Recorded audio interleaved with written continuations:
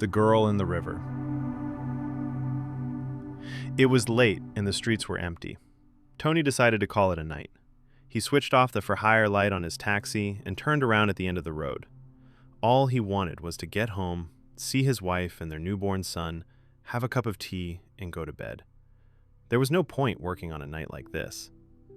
Then he saw her. A young girl stood by the side of the road. Her clothes were soaked and water dripped onto the pavement. She stared ahead, not really looking at anything. Tony didn't think twice. He pulled over.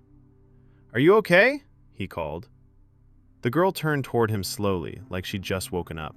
Her eyes were wide and unfocused. "You're soaked," Tony said. "What happened?" I fell into the river," she said, pushing wet hair away from her face. Tony got out of the taxi.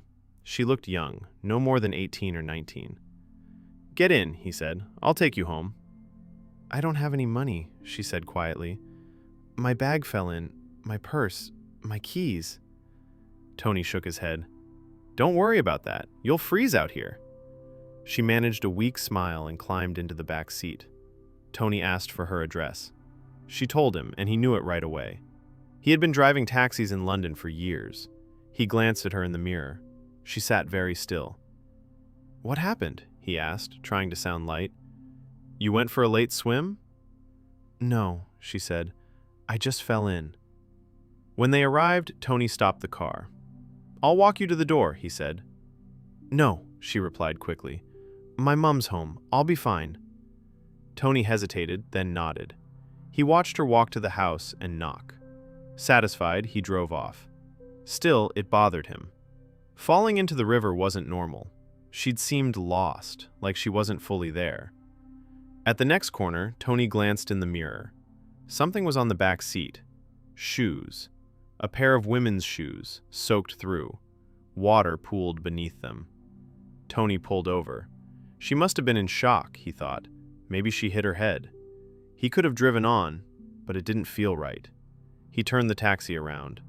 The street was silent when he returned. He grabbed the shoes and walked to the house. It was the last one on the terrace. Tony knocked gently. No answer. He knocked again. A light appeared upstairs. Slow footsteps came down.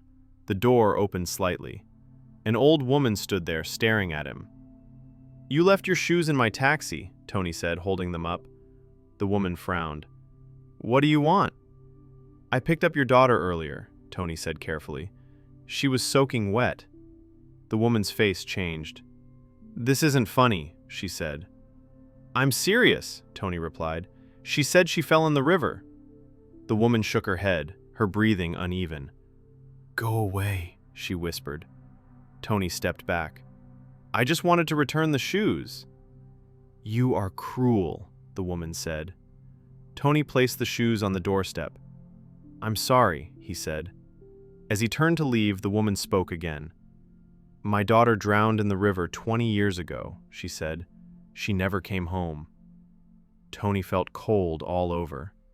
He backed away from the house, from the woman, and from the dark smell drifting out from inside.